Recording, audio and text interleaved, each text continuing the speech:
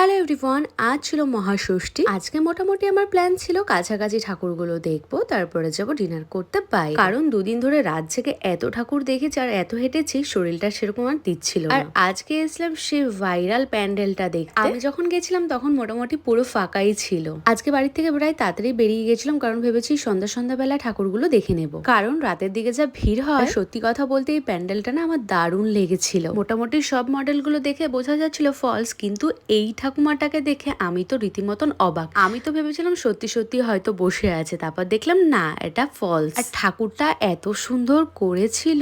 এখান থেকে বেরিয়ে চলে গেছিলাম কাছাকাছি আরো একটা প্যান্ডেল দেখতে। ওখানটাও মোটামুটি ফাঁকা ছিল। তোমরা কারা কারা কোথায় কোথায় ঘুরেছো আর কোথায় কোথায় বেস্ট প্যান্ডেল হয়েছে অবশ্যই কিন্তু কমেন্ট বক্সে জানাবে। আর আজকের লুকটা আমাকে কেমন লাগছে অবশ্যই কিন্তু জানাবে। আর আমার পুজোর সবগুলো ড্রেসের মধ্যে এই একটা ড্রেস ভীষণ পছন্দ। চলো এবার প্যান্ডেলের ভেতরে ঢুকি। প্যান্ডেলের ভেতরে ঢোকার পর দেখছি মোটামুটি ভালোই ভিড় আছে, আর ষষ্ঠীর পুজো তো স্টার্টও হয়ে গেছিল। আর এইদিকে দেখো মাকে কত সুন্দর লাগছিল দেখতে। আর প্যান্ডেলের মধ্যে ঢুকে যে ছবি তুলবো বা ভিডিও করবো সেটারও কিন্তু কোনো উপায় ছিল না। প্যান্ডেলে ঢুকতে না ঢুকতেই ভলেন্টিয়ার গুলো শুরু করে দেবে তাদের বাঁশি বাজানো, আর বলবে আগান আগান, পেছনের লোকগুলো ঢুকবে। ছবি ফটো তো কিছুই তুলতে দেয় না। আর মেলায় যাওয়ার পর এই নাগরদোলনাটা দেখে তো আমার ভীষণ ভয় লাগলো। এটাকে কি বলে আমি জানি না, বাট কি সাংঘাতিক, বাপরে বাপ। আমি কিন্তু নাগরদোলনা চড়তে ভীষণ ভয় পাই। আমাকে কিন্তু কেউ এই নাগরদোলনাটায় মোটামুটি কোনোদিনও তুলতে পারেনি, আর আমি উঠতেও চাই। যেহেতু রাত অনেক হচ্ছে তাই চলে গেছিলাম সোজা দাদা বৌদির বিরিয়ানি খেতে ব্যারাকপুরে। সেখানে গিয়েও দেখলাম লাইন। তো চলো এবার তো গরম গরম বিরিয়ানিও চলে এসছে, আর বিরিয়ানি খাওয়া স্টার্টও করে দিচ্ছে। অনেকদিন পর না দাদা বৌদি বিরিয়ানি খাচ্ছে, আর টেস্টটা